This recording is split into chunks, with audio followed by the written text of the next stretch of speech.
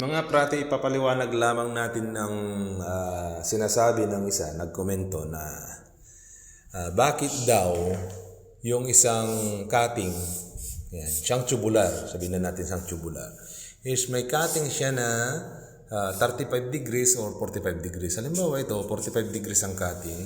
Ito naman is 35 or sabihin na natin 35, 45, 65, 75, ayan, o 90, ayan, dyan na. So, sa tingin nyo mga kaprati, ito, matatabas yan, di ba? Saan mo ngayon ilalagay yan? Bakit sila nasasayangan? Di ba? Ngayon, ang isang framing, halimbawa, ito sabihin na natin ito ay grills or gate, ganyan. Meron siyang design na ganyan. Ayan siya. Ayan. Ganyan. Meron siyang design na ganyan. Or depende na yan kung ano pa ilalagay mo dito. Halimbawa ganyan. May design siya. Ayan. Diba? Ayan.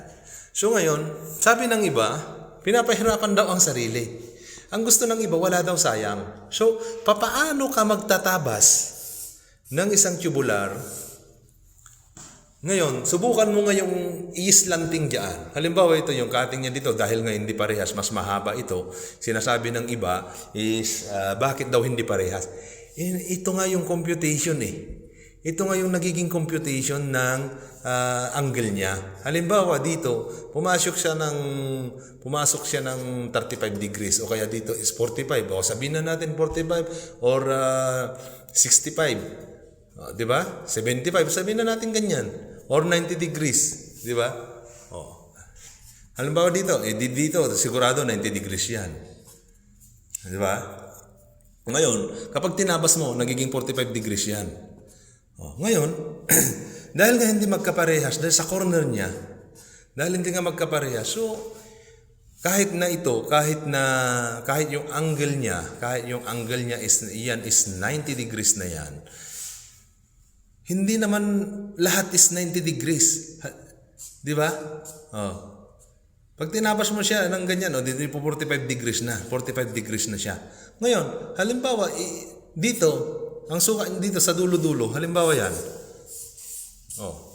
Mula dito sa corner is nasa 50 cm. Ngayon, mula naman dito sa dulo is 60 cm. So, sabihin mo, dyan mo ba masasabi bakit hindi parehas? Dyan mo makikita mga kapatid, mga kaprati, is na hindi na parehas. Kaya ang tabas natin minsan sa tubular is meron dito nasa 35 or 45, dito nasa 65 degrees na. Kaya ganyan ho yung tabas. Kaya nga sa video, makikita ninyo na hindi ho parehas.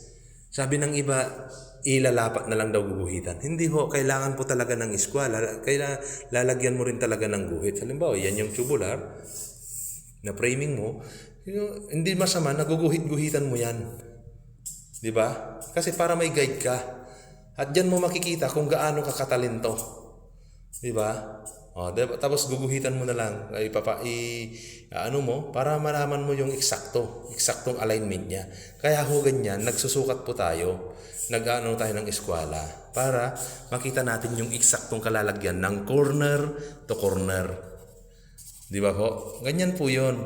Kaya sabi nila hindi po magkaparehas. Hindi po. Diyan po, makikita natin na kung saan po dapat yung corner niya, doon po dapat. Either na yan po ay magiging 35 degrees or 65 degrees, 75 degrees, 45, etc. Ganun po yun. So sa mga hindi nakakaunawa, dapat unawaan ninyo ito dahil minsan nangyayari po ito.